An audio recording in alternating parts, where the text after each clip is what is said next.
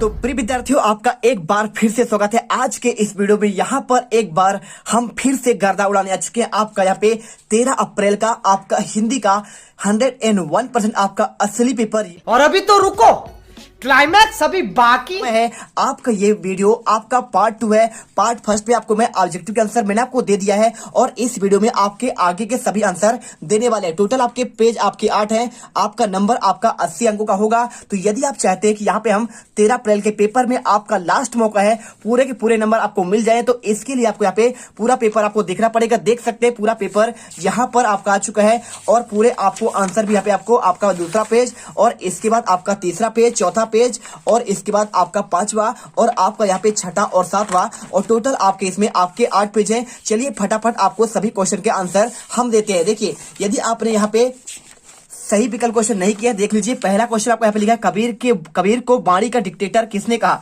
आपका ये क्वेश्चन दिया गया है। तो बहुत सिंपल आंसर है। आपको यहाँ पे आंसर आपको लिखना है हजारीप्रसाद आपका द्विवेदी। और इसके बाद क्वेश्चन देखिए, यहाँ पे लिखा गया है सरस्वती पत्रिका का संपादन किस वर्ष हुआ है। तो आपको यहाँ पे आपको आंसर यहाँ पे आपका 1900 करना है। और इसके बाद क्वेश्चन यहाँ पे कुमार गंधर्व के अनुसार लता जी को लोकप्रियता आपका मुख्य कारण क्या है। आपको आंसर आपको यहाँ पे गानपान। और इसके बाद हिंदी का प्रथम आपका साप्ताहिक पत्र क्या है, आपको उदंत मार्तंड। और इसके बाद देखिए क्वेश्चन नंबर 5वां, लोक प्रचलित अथवा शब्दकोश आधारित शब्द के अर्थ का ज्ञान कौन सी शब्द शक्ति आपका होती है। तो वहां आपका होता है कौन सा, आपका लक्षणा शब्द शक्ति। और इसके बाद आपका यहाँ पे वह बहुत तेज दौड़ता है, आपका क्या होगा यहाँ पे आंसर आपको। देखिए वह तेज दौड़ता है, तो दौड़ता कैसा है, तो तेज है, तो वो उसकी आपकी विशेषता बतलाते हैं। लेकिन जो आपका विशेषता का भी विशेषता, मतलब दौड़ता तेज तो है लेकिन बहुत तेज दौड़ता है, तो वो आपका विशेषता का भी आपका विशेषता बतला रहा है। मतलब आपका यहाँ पे आपका विशेष होगा। और विशेष क्या होता है, जो आप कार्य करता है। ठीक है, दौड़ना यहाँ पे आपका इसके विशेष है। और सर्वनामी विशेषण आपका यहाँ पे वह है। ठीक है, यानी जो आपके संज्ञा के आपके जगह पे आते हैं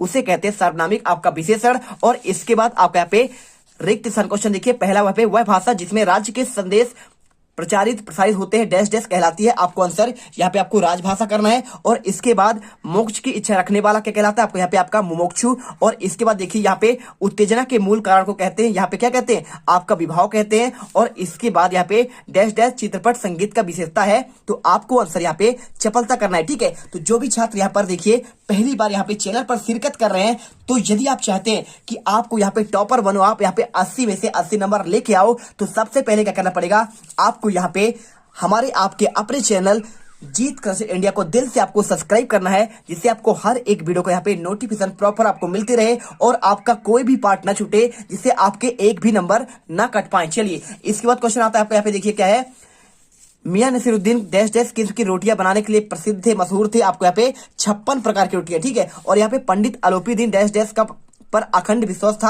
आपको आंसर यहाँ पे आपको लक्ष्मी जी लगाना है। और इसके बाद आपका देखिए यहाँ पे सही जोड़ी क्वेश्चन का आंसर प्रॉपर आपके दिए गए। यहाँ पे आप देख सकते हैं 6 नंबर का आपके यहाँ पे क्वेश्चन। और इसके बाद आपका एक शब्द या एक वाक्य उत्तर देखिए, 7 आपका अंक है यहाँ पे। पहला क्वेश्चन, कबीर भक्ति काल यानी निर्गुण शक्ति भक्ति के कौन से काव्यधारक कवि है। तो आपका ये क्या है, आपका ज्ञान मार्गी या फिर आपका ज्ञानाश्री। ठीक है, कबीर कहलाते हैं ज्ञान मार्गी। और यहाँ पे आपका एक है, आप कौन से, आप मलिक मोहम्मद जैसी हो, आपका यहाँ पे प्रेम मार्गी होते हैं। और इसके बाद राम नरेश त्रिपाठी किस युग के कवि हैं। आपको आंसर यहाँ पे आपको द्विवेदी करना है। और इसके बाद देखिए आपको यहाँ पे नमक का दरोगा कहानी कौन सा, आपको अंत में किसकी जीत हुई। आपको आंसर यहाँ पे धर्म की जीत। और इसके बाद स्पीति घाटी हिमालय के किस भाग में स्थित है। आंसर आपको हिमालय के मध्य में, हिमालय प्रदेश के लाहौल स्पीति जिले में स्थित है। और धनराम के पिता का व्यवसाय क्या था छात्रों, आंसर आपको लोहे के सामान बनाना, लुहारी का काम करना। और कुएं की खुदाई किस औजार से की जाती है, आंसर आपको बसौली। और इसके बाद देखिए पगड़ी की लाज रखी में कौन सा शब्द शक्ति, आपको यहाँ पे लक्षणा शब्द शक्ति। और इसके बाद सत्य और असत्य क्वेश्चन देखिए, पहला,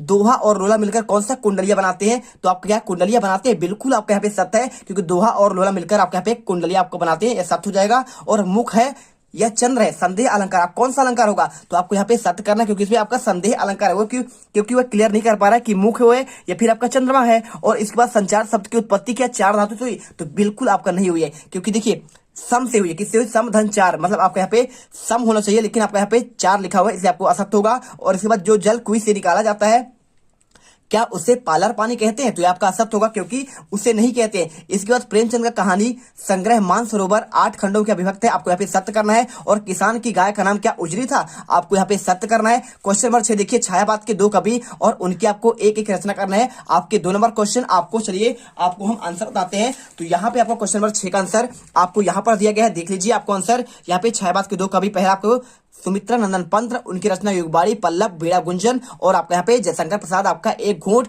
कामायनी, आंसू और लहर। ठीक है, और ये आपका ट्रिक है, आपको 6 बात के कवि की याद करने हैं। तो जसुमनी आप एक ट्रिक याद कर लीजिए, जैसे जयशंकर प्रसाद, सु से आपका सुमित्रा नंदन पंत, और म से महादेव वर्मा, और नि से सूर्यकांत त्रिपाठी आपका निराला। और इसके बाद देखिए अथवा क्वेश्चन, भक्ति काल के 2 कवि, आपको यहाँ पे पूछा गया क्वेश्चन में। देखिए भक्ति काल के 2 कवि और उनके एक एक रचना, देखिए आपको यहाँ पे भक्ति काल के 2 कवि कौन कौन से, एक आपका तुलसीदास है, आपको यहाँ पे गीतावली, कवितावली और रामचरित इनकी रचनाएं, और कबीरदास की आपके साखी, शबद और रामायणी, इनको एक साथ यहाँ पे बीजक के नाम से जाना जाता है। और इसके बाद क्वेश्चन देखिए, यहाँ पे क्वेश्चन क्या दिया है आपका, अगला क्वेश्चन यहाँ पे 7वां क्वेश्चन दिया गया है, रीति काल के आपको 2 आपको प्रमुख आपको यहाँ पे काव्य के नाम बताने हैं। देखिए तो रीति काल के 2 आपका प्रमुख आपका प्रवृत्ति कौन कौन सा है, आपको इसका आंसर देते हैं। आपको यहाँ पे देखिए पहला आपको यहाँ पे लिखा गया है लक्षण, ठीक है, लक्षण ग्रंथों की प्रधानता। तो इन कवियों में संस्कृत के आचार्यों का अनुकरण कर लक्षण ग्रंथों का निर्माण किया। और दूसरा आपका पॉइंट यहाँ पे है श्रृंगारिकता। आपको आंसर क्या करना है, यहाँ पे देखिए रीतिकाल की दूसरी बड़ी विशेषता श्रृंगार रस की प्रधानता है, और इस काल का चित्रण व्यापक स्तर पर हुआ था। और इसके बाद देखिए क्वेश्चन क्या है, आप यहाँ पे इसके अथवा का भारतेंद्र युग के आपको 2 आपका प्रवृत्तियां लिखना है। तो चलिए आपको इसका आंसर देते हैं। पहला देखिए, तो भारतेंद्र युग में आपको यहाँ पे 2 कवियां, पहला आपके यहाँ पे पॉइंट है आपका देश प्रेम की आपका भावना, राष्ट्र प्रेम की भावना कर रहा है। ठीक है, तो प्रथम स्वतंत्रता संग्राम के परिणाम स्वरूप भारतवासियों में सोई हुई आत्मविश्वास के कारण जागरण के साथ ही राजनीतिक अधिकारों के प्रति लालसा उत्पन्न हुई। और दूसरा पॉइंट यहाँ पे देखिए आपको क्या हो जाएगा, यहाँ पे हो जाएगा जनवादी आपका विचार। तो आपको यहाँ पे भारतेंदु का साहित्य पुराने ढांचे पर संतुष्ट नहीं है, वे उनमें बदलाव कर एक सुधार कर उसमें नयापन लाने का प्रयास किए थे। आपका ये 2 पॉइंट हो गए। और इसके बाद क्वेश्चन देखिए क्या लिखा है।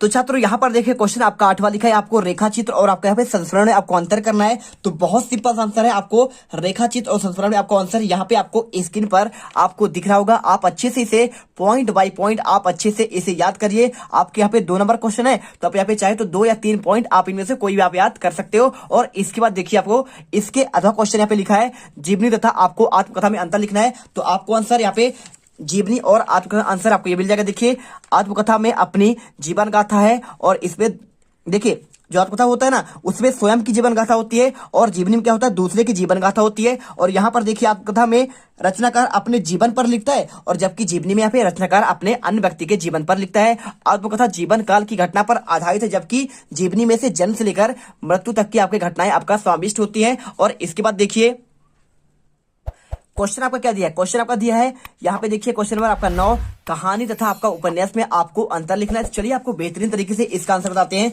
देखिए आपको कहानी और उपन्यास में 2 अंतर करना है। तो पहला, कहानी की कथा संक्षिप्त और वैविध्य आपका विहीन होती है, लेकिन आपका उपन्यास की कहानी लंबी और विविध आपका पूर्ण होती है। ठीक है, आप चाहो तो इसे ऐसे भी करके आप लिख सकते हो। आपको अलग अलग लिखना पड़ेगा, पहले आपको कहानी का लिखना है और एक साइड आपको यहाँ पे आपका उपन्यास का लिखना है। और इसमें दूसरा पॉइंट का लिखा है कहानी में कथातक भी हो सकता है और नहीं भी। और देखिए इसमें क्या होता है, लेकिन आपको यहाँ पे उपन्यास में यहाँ पे एक से अधिक कथाएं और अनेक आपका प्रसंग यहाँ पे होती है। ठीक है, आप इसे स्क्रीनशॉट कर लो और आंसर याद कर लेना। और इसके बाद क्वेश्चन आपका दिया गया है, देखिए क्या क्वेश्चन आपका लिखा है, नाटक और आपको एकांकी में अंतर। तो चाहो तो आप इसे भी आपको यहाँ पे डिब्बा पैक करके आप इसे लिख सकते हो। कैसा, देखिए एकांकी में एक घटना पर आपका आधारित होता है, जबकि यहाँ पे नाटक आपका अनेक घटनाओं पर आधारित होता है। और एकांकी का देश काल आपका एक वातावरण एक होता है, जबकि नाटक में इसका क्या है संबंध, विविधता पाई जाती है। और एकांकी में कम से कम, देखिए एकांकी की बात कर रहा है तो एकांकी में कम से कम आपके एक पात्र होते हैं, जबकि नाटक में अनेक पात्र होते हैं, आप जानते होंगे। और नाटक क्या है आपका यहाँ पे रंगमंच आपका